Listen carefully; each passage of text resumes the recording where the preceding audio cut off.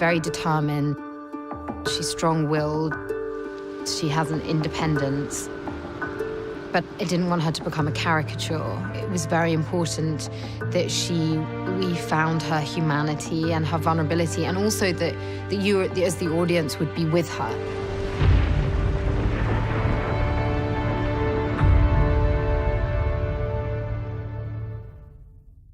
We really owe Felicity a manicure after this. And a nice hair treatment.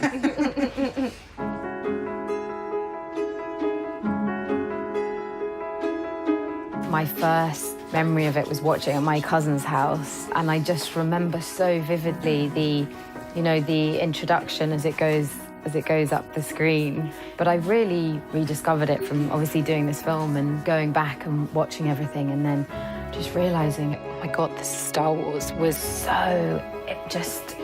you could do a degree in it. It's so kind of, there's so much detail, and I'm constantly going onto Wikipedia and checking things and checking references and trying to work out the history and all the characters, and I have such affection for it.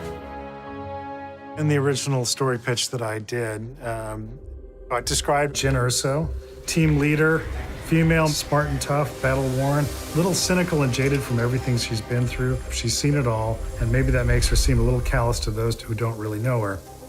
Jyn is sort of the central figure in this team, but she's sort of distanced herself from people. She's a survivor. She's more of an everyman character, an everywoman character. She gives us a chance to understand sort of what it's like to be a regular person inside of Star Wars and see the events that we were familiar with of the Civil War between the Rebellion and the Empire through a different pair of eyes. That felt proper to us. It felt right for this particular story. If the Empire has this kind of power, what chance do we have? What chance do we have? The question is, what choice? Jyn comes at this with an unusual hook, and that is so much of Star Wars is spent with our heroes wondering where they came from, not knowing who their parents are. I love you, Stardust. I love you too, Papa. Jyn, she knows where she comes from, and that really does define who she is. Jyn's father kind of got talked into creating this super weapon, you know, like the nuclear bomb of Star Wars, in order to protect his family. And so that guilt hangs over her. A lot of it is about relationships between children and parents. Papa, it's me. Because of this, Jyn hates the Empire. So whenever Jyn sees stormtroopers, she just wants to annihilate them. Which was great fun to play, just being able to bash stormtroopers on the head without any feelings of guilt. I love the chaos. I love it. Jyn, no!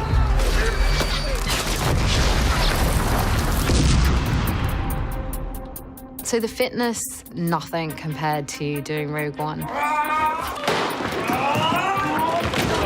Every day there's some kind of assault course obstacle that we're given.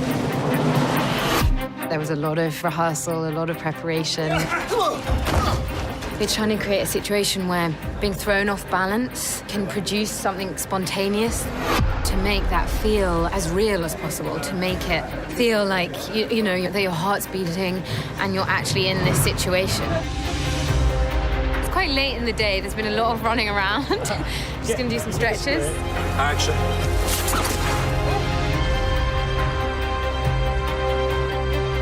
It's been the most physical exercise I've ever done in my entire life. Because I want to cut back to this and see like everything receding and disappearing. Felicity, I mean, apart from the fact she's a really great actress, she does make it seem so easy that you forget what she's going through sometimes. And as amazing it is to make Star Wars, it's also very hard. I used to, whenever I was thinking, I think I've got one of the hardest jobs in the world, I'd always stop myself and go, actually, Felicity's got the hardest job. Carrying a Star Wars movie, you couldn't ask someone to do anything harder. Here we are. Welcome to the set. There's a little bit when you're walking onto set, and it's an enormous set with hundreds and hundreds of people. You sort of have to tell yourself, come on, right, you can do this, because you're slightly quaking in your boots, literally in your army boots. Yeah, I'm very glad I had the chance to go through this journey with her, because this is something new for both of us. You know, the size of this film can be very scary. And I was very lucky to have her next to me, you know, always there to kind of grab my hand and go like, oh my God, here we are. Let's make sure we stick together. What happens when you're in it, you get so involved in what she's doing, and suddenly you have an out-of-body moment when you're just thinking, this is amazing. By the end of the film, Jin actually forges true connections with the people around her. And even at the end of the film, when they are facing their death, there's a bravery in that because it's come through a connection with the people around her. And they've achieved what they achieved because they achieve it together.